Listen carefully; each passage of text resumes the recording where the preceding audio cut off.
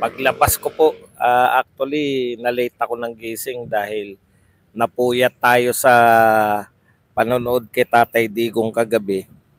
Tapos pagising ko naman, pinanonood ko,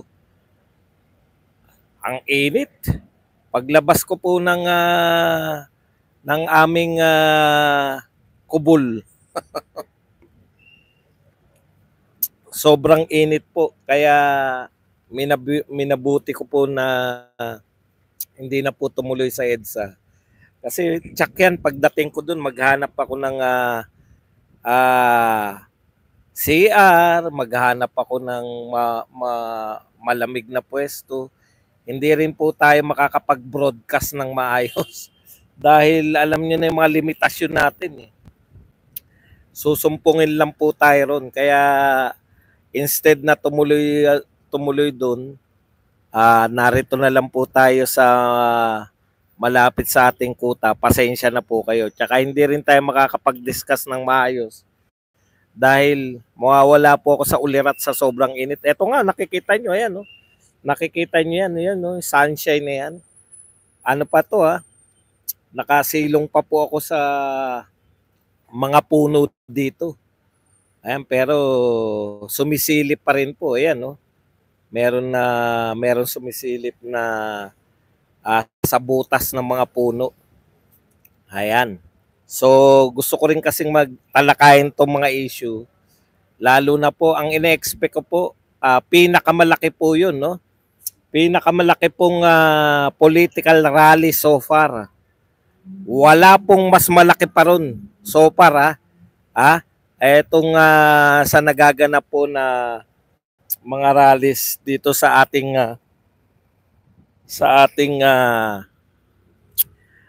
senatorial election rallies. Yan na po ang pinakamalaki. Hindi po kaya yan ni BBM na makapag-create po ng ganyan. Wala pa po so far. Wala pa pong ganyang kalaking rally sa Mandawi City. Congratulations po, indignation rally ng mga taga Cebu. Laban po sa ginagawa dito po kay BP Sara, no? Laban po sa hindi po makatarungan na pag-uusig sa ating Vice President. Laban po sa pagpapatalsik, no? Pero isa po ang pinaka nakita rito, no? Pinakamalaking rally po. Congratulations po sa mga organizer. Maisog Cebu. Pati po dyan sa PDP Laban. Pinakamalaki pong pagtitipon na organic. Bakit po natin nakitang organic? Maliban po dun sa mga nakasuot ng t-shirt ni Apollo Kibuloy. Kita nyo naman si Pastor Apollo Kibuloy. Partida, nasa oblo pa yan. Talagang bihis po ng mga tao yung kung ano lang yung itsura nila na pumunta. No? Wala pong ayuda. Yun po yung pagkakaiba na pumunta ka lang dahil sa napilitan ka dahil tumatanggap ka ng ayuda. 'Di ba? Marami tayong nakikitang ganyan na rally. Particular po sa mga bataan po ng ating administrasyon. Kaya magtataka po kayo saan po nila kinukuha yung mga sinasabi nilang sila yung nangunguna sa lahat ng survey nila. Tapos, pag may survey po, eto ang nakakatawa dito sa mga to Pag may survey po na pag may survey po na pasok lahat, yung mga Duterte senatoriables, fake news. Pero po sila, kahit hindi mo po maintindihan paanong pumapasok yung mga hindi mo nababalitaan Di ba? Paano po na papasok sa top 12 yung mga senatoriables na hindi mo naman halos kilala. O kilala natin lahat dahil pero yung walang impact. Walang kadating-dating. Pero talagang ganyan, kontrolado po nila Yung media po, mainstream media, nasa kanila talaga. Wala tayong magagawa. Anyways, kaya po ako para narito kasi itong tambayan ko may Habayanas Nakasara. Tuwan-tuwa po ako kasi ako mismo nabigla kung alam ko lang po na may ganong kalaki. Ha? Kung may alam ko lang po na may ganong kalaki na event. Opo, narito lang naman ako sa paligid-ligid ng BGC. Kung alam ko lang po na may ganong kalaking event, ang sarap sanang dumayo doon, no? Sa Mandawi City. Pero nakita na lang natin eh. Miski ako nabigla eh. Alam niyo yun, yung mga tipong galit, yung mga taga Cebu sa ginagawa nyo kay Vice President Sara Duterte. Kaya po hindi ako makapaniwala na sinasabi nila na yung pro BBM, pro Marcos, mas marami kaysa sa mga pro Duterte. Talagang ano na lang po yan eh, kung saan na lang kayo maniniwala, sa media ba o sa mga vloggers. Una, binabati ko yung mga vloggers na nariyan. Dyan po sa EDSA, alam ko na hindi kayo ganong karami. Napakainit po mga kapatid. Ito po nakita nyo may mga puno dito, init na init pa po ako. Nakita ko po yung lugar, talagang wala kang panay semento po eh. Naisip ko kanina paglabas ko, putya, delikado. Delikado tayo. Siguro kung marami na. Siguro kung dumami po hanggang mamaya. Kaya iniisip ko kasi, babiyahe ko, tapos pagdating doon patapos na, minabuti na po natin na alanganin po ako dahil sa init, hindi po dahil sa kung ano pa man. Okay. Shout out daw sa lahat ng guards. Balikan ko lang po yung punto ko, no. Ito po, pinakamalaki po to. Pinakamalaking rally, political rally so far, no? Mukhang marami pong umatin sa mga parali ni BBM. Pero kung tutuusin, kasi dami lang po yun ng parali ni Pastor Quebuloy. Yung solo lang siya. Ganun lang po karami yun. Kasi kulob, nasa loob po eh. Nasa loob po ng mga stadium. Mandawi City po, marami nagsabi, kasi Bisaya naman niya. Tandaan po ninyo, taga Davao po yung mga Duterte. No? Ito po sa Visayas, sa Cebu po to nagaganap. Kaya lalo pong napapakita po na yung Visayas at Mindanao, talagang Duterte country pa rin yan. Kung matatalo lang po yung mga Duterte sa Ilocos, gano lang yung Ilocos sa Visayas, Mindanao. Dito naman po sa labas ng Ilocos, sa Luzon, hindi po nyo sasabihin na panalo po yung mga panalo yung mga BBM senatoriables dito.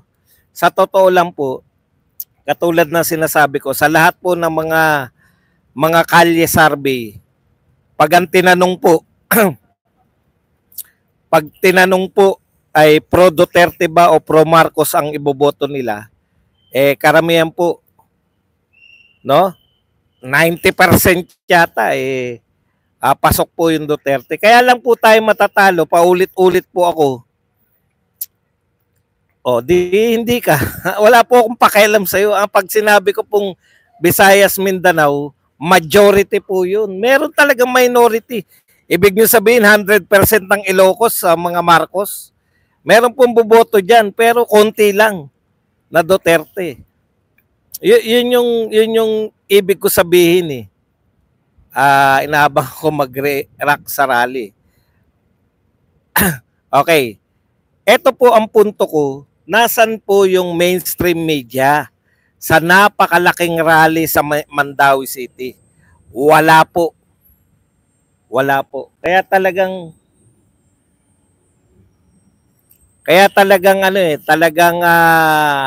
alam nyo na kung para kanino yung mainstream media.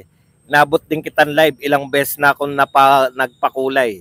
Maraming salamat, Lovelyn Shibukawa, sa 320 yen.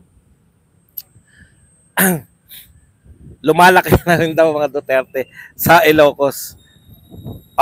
Opo, hindi po ako fake. Sige na, fake news na ako. Maliit lang po yung sa Mandawi. O sige na. Pagbigyan na natin, kayo na tama.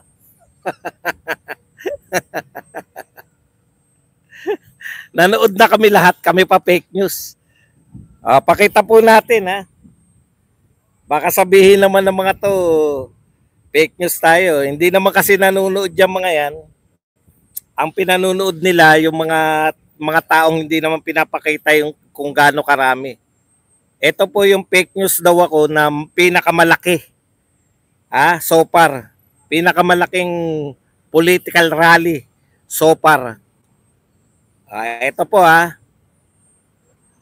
Ito po, ganito po karami yung umattend. Ito po, as usual, ito po yung ginagawa nila. Ipapakita po nila habang hindi pa po nagsisimula yung rally. Ito po, pakita lang po natin. Sasabihin nila, naku, ang daming bakante. Ayan, nakita niyo po yun. Wala daw nakaupo dyan. Hindi pa nagsisimula rally niyan eh. Pero nakita niyo po ba yung mga tao sa labas? Punong-puno na, di ba? Yan po kasi reserve seats po yan. May mga nakaupo na po dyan talaga. Yung totoo po, gaano po talaga karami. Ito po.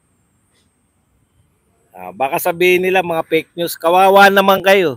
Hindi kayo nanonood. Kami pa ngayon ng fake news. Bahala na kayo kung naniniwala pa rin kayo. Na nga Hindi pa ba kayo naniniwala na ganyan karaming tao? Yung kaninang may green, ayan na, may tao na. Kasi nagsimula na eh. Okay, napakarami po tao sa Mandawi, no? Yan na po ang pinakamalaking rally ngayon. So far kasi baka may mas okay. Paano mo papaliwanag ba dong yung mga lumalabas na na halos walang pumapasok na PDP laban na candidate. Yun nga po yun eh. Sa kanila po, lahat po ng ibabalita nila, pabor po sa kanila lahat. Wala po silang ibabalita na hindi pabor sa kanila. Tignan po ninyo, meron po bang mainstream media dyan? Hindi po. Wag mo pong yan, Ma'am Chrissy. Kasi pag hindi nyo po sinagot yung mga yan, hindi nyo po sila sinagot, magmumukha po tayong hindi inakusahan po akong fake news eh. Di ba? Hindi po pwede na hindi ko palagpasin yan. Ako po sinabihan nila na fake news. Na wala raw nanood. Wag niyo na po ako, alam niyo po, sa totoo lang, kayo po, inahayaan ko lang naman kayo, di ba? Wag niyo po pakialaman kung ano po gagawin ko sa channel ko. Yun lang po ang sinasabi ko eh. Pag kayo po inakusahan ng kung ano at hindi niyo sasagutin sa sarili niyong channel, wag po tayong wag niyo pong pakialaman yung diskarte ko. Meron po akong ini-ignore, meron po akong kinakailangan sagutin.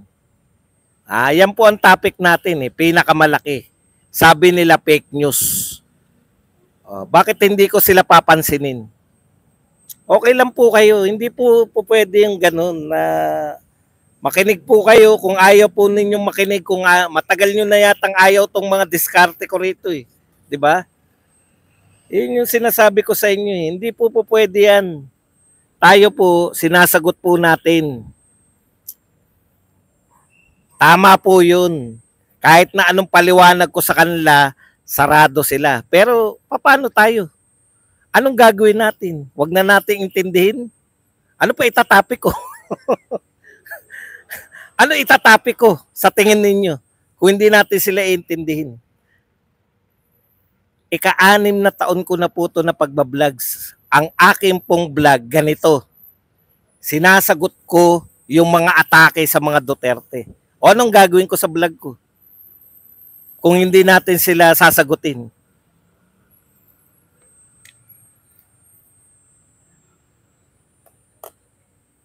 Wag ano na lang, yung mga batian portion na lang tayo, ganon. Ang pinakapunto ko po rito, nasan po yung mainstream media? Gusto po kasi nila, gusto po nilang makontrol, no? Kaya po, eto po, kaya po nililibing natin eh. Nililibing po natin yung media, yung mainstream media, dinedeklara po natin, no? Okay na yan. Okay na po yan. Hindi po ako naiinis sa kanila eh. Ang naiinis po ako pag pinakikialaman ako sa ginagawa ko sa sarili kong channel. Minsan po, akala nyo nagagalit ako, pero yun po nagpapaganda sa channel natin. Di ba? Pag sinasagot ko yung mga banat nila, pag hindi na po ako sumagot, wala na po yan. Wala na po tong kwenta tong channel natin.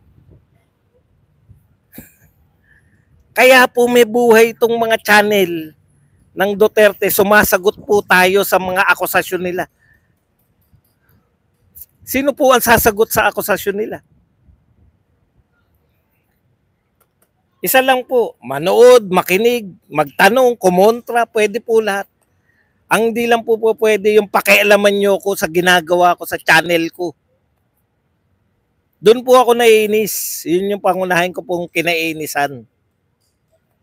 Hindi po yung mga sumagot sa mga, ano kung hindi sila naniniwala. Hindi ko naman sila kinukonbinsi. Sinasagot po natin yung mga tanong nila kasi yan po ang tanong. Yan po ang sinasabi nila sa iba. O di ba? Maganda po yan na meron po kayong mga kasagutan. Ano kayo ng ano na wag intindihin. Anong topic ko? Sige, hindi ko sila intindihin. Ano topic ko? Purihin po natin si Pangulong Duterte. Maraming salamat po, Pangulong Duterte. Wag niyo pong pakialaman ako. Wag niyo po akong pakialaman. Yun lang po ang sinasabi ko. Pag sinabi nilang fake news, magpakita po tayo na hindi tayo fake news. Wag niyo po sabihin na wag kong pansinin na sinabihan ako ng fake news. Okay, punta na po tayo. Mga rules ko po yan eh. Hindi po pwede. Okay, katulad niyan. Akala nyo ba pumapangit yung ating talakayan pag naha-high blood ako? Hindi po. Gumaganda nga eh. Gumaganda nga yung talakayan tuwing may mga nagkukontrahan. Hindi naman po. At saka live po yung ano natin, di ba? Live, hindi po tayo yung nag-aanuhan ngayon, nag-uutuan lang tayo, hindi po. Di ba? Okay lang po, kalmado lang. Tumatawa nga ako. Okay. Yung eto na po siguro yung ano eh. Eto na po kasi yung yung masasabi natin na unti-unti na po nagtataka sila, 'di ba? Nagtataka yung mainstream media. Bakit mas pinaniniwalaan pa rin ng mga tao itong mga vlogger, 'di ba? Simple lang 'yung sagot diyan. Ang laki nun eh. Pinakamalaking political rally sa Mandawi City. Kinover nyo ba? Nagtataka kayo, 'di ba? Nagtataka sila. Bakit galit sa amin yung yung mga tao hindi na nanonood, no? Bakit galit bakit mas pinaniniwalaan nila kami graduate kami ng yan yung mga dialogue ng mga yan eh. May aral kami, nagtapos kami ng journalism, nagtapos kami ng broadcasting, nagtapos kami ng hindi ka naman ma-hire ng mga sa mga ABS-CBN, GMA, Enquirer at Philippine Star kung wala kang mga pinag-aralan tungkol sa pagbo-broadcast at journalism. 'Di ba? Basic po 'yan. So bakit kami mas pinaniniwalaan pa nila yung mga vlogger kaysa sa amin? Nakita nyo po yung diferensya. Pinakamalaki. Pinakamalaking rally. Ngayon po ay rally. Ngayon po ay senatorial election. Pinakamalaking rally na naganap so far, baka may mas malaki pa kasi. Pinakamalaking rally so far na naganap yang sa Mandawi City. Tapos hindi nyo i-cover. Ano yung mga balita nila ngayon? Ang balita nila ngayon tungkol sa ghost. Pinapauso po nila ghost student sa DepEd. Yan po, lahat po ng dyaryo, lahat po ng mga ABS-CBN, GMA, meron po sila ghost student. Tapos, babanatan nila si BP Sara. Tanong, sino bang DepEd secretary ngayon? Si Angara na, hindi na si BP Sara. O sino dapat lulutas niyan? Si Angara dapat. Hindi sila normal Ang pag-iisip ng mga to, kasama ng media, banatan lang yung mga Duterte. Nakaisip na naman sila na kung may ghost student, kasalanan ni Duterte yan. Di ba? Wala kaming pakialam sa inyo. Wala kaming pakialam sa inyo. Di ba? Kung hindi kaya ni Angara, mag-resign. Ganun lang. Lahat ng problema ng isang departamento, sagot yan dapat ng sekretary.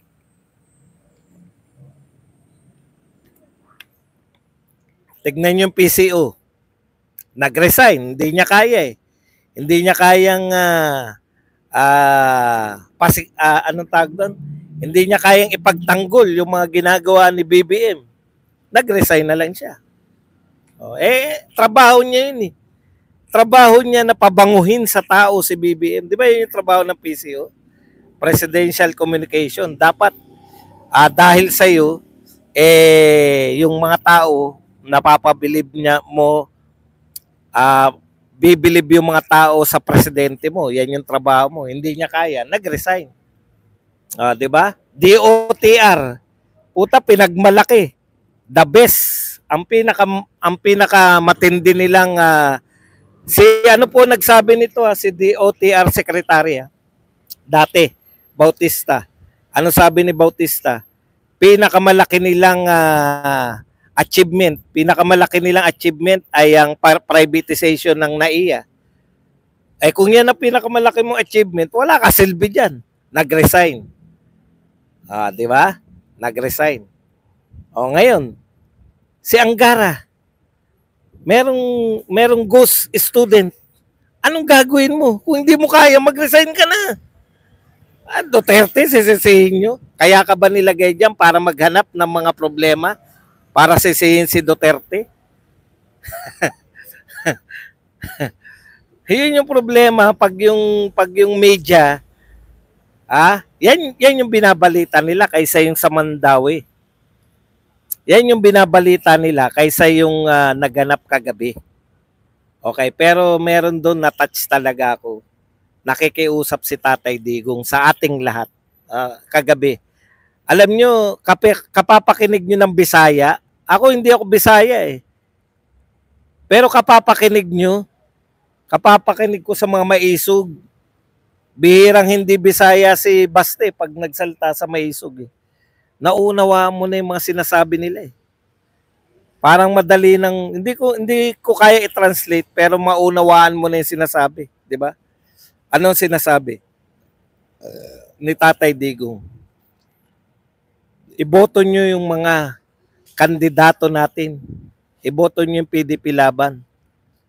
Request niya, personal request niya sa ating lahat para mailigtas si BP Sara. Alam nyo, yung pagpapakumbaba, no? Iba yung nilalarawan nila kay Duterte kaysa sa tunay na buhay. No? Pagpapakumbaba ng isang ama. Hindi niya inaano na Ako ang dami ko nagawa sa inyo. Isa lang, wala pong sumbat. Hindi po niya sinusumbat. Kadalasan po ganun di ba? Sinusumbat sa atin yung mga magagandang ginawa tapos para pagbigyan siya. Yun po hindi. Ipinagmamakaawa niya yung kanyang anak. Touch na touch ako kasi tatay ako. Gagawin ko ang lahat para sa anak ko. Totoo. Gagawin ko ang lahat para sa lahat to. Para sa mga anak ko. Ginagawa ko para sa mga anak ko. Natouch ako doon kasi grabe, no? Kahit na ang dami-dami niya nagawa para sa bayan, hindi niya po yun. Hindi niya sinabi yun na iboto niyo to para sila magpapatuloy ng ginawa ko. Wala yung sa kanya yung yabang eh. Yung walang ginagawa yung very personal, yung puso sa puso. Iboto niyo sila para makaligtas si Inday. Gusto niya yung anak niya. Pero alam natin yun na pwede niyang sabihin na total marami naman ako na itulong sa Pilipinas. Di ba? Pwede niyang isumbat yung mga nagawa niya para sa atin pero hindi niya ginawa eh. No? Alang-alang kay Inday, yun yung sabi ko po siya. Grabe yung grabe yung pagiging ama. Sabi ko, tsaka isa pa, alam mo si Tatay Digong, kahit na gaano katagal, hindi mo nga namamalayan 1 oras na mahigit na nagsasalita. Una, yung nakatayo ka. Nakatayo siya eh. Ang hirap po nun. Yung nakatayo ka na, alam nyo naman yung edad, paglalakad nga, hirap na, di ba? Inaalalayan. Pero once na tumayo siya at nagsalita, nawawala yung kahinaan ng tuhod niya. Alam niyo, adrenaline na lang nagdadala kay Tatay Digong eh. Ako doon talaga yun talaga sabi ko po, grabe tong Digong na to. Hindi niya walang pagsusumbat, walang hinanakit, wala lahat. Iboto nyo si Inday, iboto nyo tong mga to alang-alang kay Inday. Makaligtas si Inday. Alam niya yung ginagawa sa kanilang pamilya. Alam niyo tayo siguro ang magiging pinaka-worst, no? Na mga uri ng tao. Kasi nakachambat tayo, meron tayo. Wag na tayo magbulahan. Si Tatay Digong po ang pinakamagaling na Pangulo ng Pilipinas. Maaring hindi siya ang pinakamatalino, maaring hindi siya ang pinaka-bright, lagi niya sinasabi yan, maaring hindi siya ang pinaka-bright, pero wala pong duda siya po ang pinakamagaling na Pangulo ng Pilipinas. Alam niyo kung bakit? Kasi may puso po siya. No, yung puso, nangungusap po siya sa puso. Kaya po siya, hindi niya po kinakailangan ng script. Nakita niyo pagkakaiba nila ni Marcos. Si Marcos, basa ng basa. Sa kanya lahat ng sinasabi niya galing sa puso. Alam niyo po, hindi ka maliligaw pag nasa puso yung mga sinasabi mo. Kaya ako ignay ko lang ng konti, no, hindi naman sa pagano. Yan po siguro kaya ako 6 na taon na ako nagba-vlogs ngayon. Pero still, kasi yung pagbablog ko maramdamin eh. Hindi po yan yung vlog na makaraos lang, mairaos lang. Punong-puno po kami ng puso. Lahat po ng sinasabi ko rito, galing po yan sa nararamdaman ko, hindi po dahil sa kinakailangan ko itong sabihin, dahil ito ine-expect sa akin ng mga tao, hindi po. Hindi ka maliligaw eh, pag ang puso mo ang pinairal mo. Kasi hodang isumpa ka ng lahat.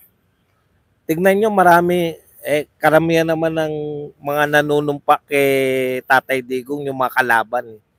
Yung mga nagmamahal sa mga drug lords, yung mga magnanakaw sa gobyerno. Yan ang mga galit na galit kay Digong. Bakit? Bakit po sila galit na galit? Baka makabalik yung mga Duterte. Mawala na naman sila. Alam mo ba, Yung mga lahat ng sinasabi nila kay Inday Sara, sila po yun. No? Sila po yung totoong desperado. Desperado sila dyan, kinakailangan nila yan. Yung impeachment ni Bibi Sara, bakit? Alam nila eh. Ngayon pa lang, yung mga kaalyado ni Bibi Sara, nasa kapangyarihan pa sila. Ngayon pa lang, dinidemanda na sila. Ngayon pa lang, ang tatapang na. Paano pa pag nawala sila sa kapangyarihan? Alam mo, etong impeachment na to, eto po yung, sila po yung desperate, hindi po si BP Sara. Yung sinasabi nila, na si BP Sara, desperado, natatakot, kaya pinatitigil sa Supreme Court. Hindi po. Si BP Sara, alam niya, alam ng team niya, handa sila. Kasalanan ba ni BP Sara? Kasalanan ba ni BP Sara kung nahahanapan sila ng butas? Kasalanan ba ni BP Sara na butas-butas yung kanilang mga argumento, yung kanilang mga pinagagawa hindi pulido sa impeachment? Hindi kasalanan yan.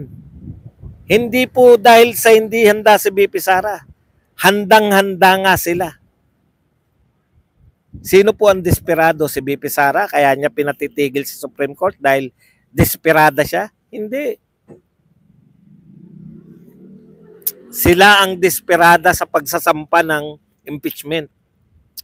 Dahil alam nila, pag hindi natanggal sa pwesto si BP Sara, ang susunod na Pangulo, Duterte pa rin. Ang tanging paraan para sila ay, para hindi na makabalik ang Duterte, tanggalin sa pwesto at ideklara na hindi na pwedeng tumakbo muli. Di ba? Yan lang yan eh.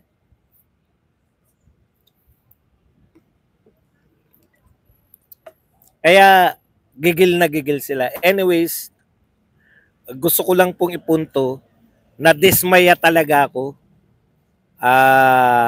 Ang ine-expect ko paggising ko, lahat ng newsfeed sa X, sa YouTube, sa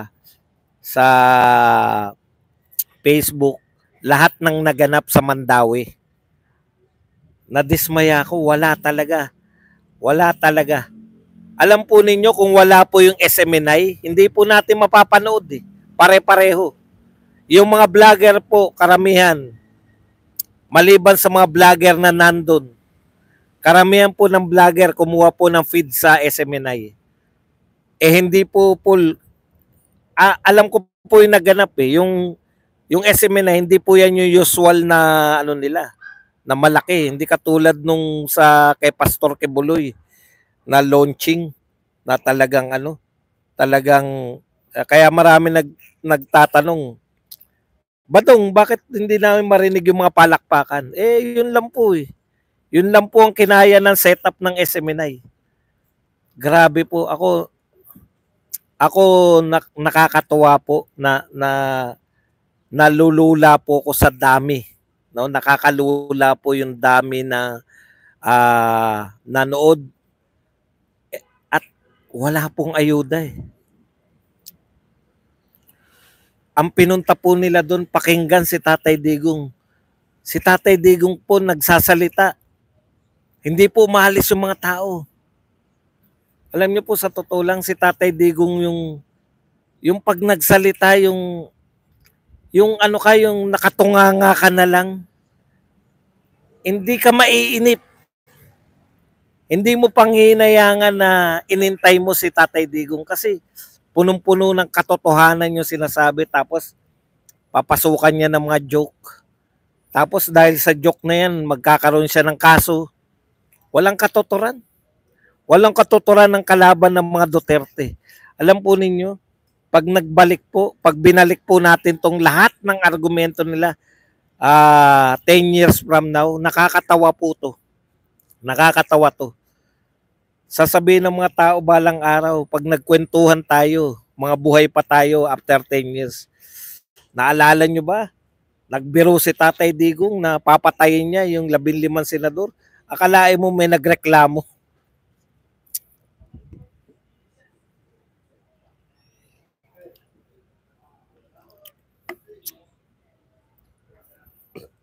Opo, yun po. Ang laki talaga ng diferensya. Given pa na si BBM pa ang presidente. Pero pag, alam mo yun, bago, nakikita po sa camera yung ginagawa niyo. Yung, clap tayo, narito na si presidente, si Tatay Digong pa, pag lumabas, automatic, Duterte, Duterte na, sigaw ng mga tao. Kaya po sana, matatalo lang po tayo. Real talk po, matatalo lang tayo kung ang mga Duterte ay nakikinig sa kung kani-kanino na sasabihin. Duterte supporter, kung ang mga Duterte supporter po ay makikinig sa mga sasabihin ng iba na, bakit nyo iboboto yan si Philip Salvador, artista yan. Bakit nyo iboboto yung mga bago na yan, wala pang karanasan yan. Bakit nyo iboboto yung mga yan, hindi naman kilala yan. Yan lang po ang ikatatalo natin. Pero kung paniniwalaan po natin na kung sino po ang mas magaling na Pangulo, kung sino po yung Pangulong nagbigay sa atin ng katinuan, kung mamimili tayo kay Duterte ba o kay BBM, naniniwala kayo kay Duterte pero hindi nyo iboboto yung mga kandidato ni Duterte, doon tayo matatalo. Naintindihan nyo? Ito pa isang gutom, kain ka muna para matauhan.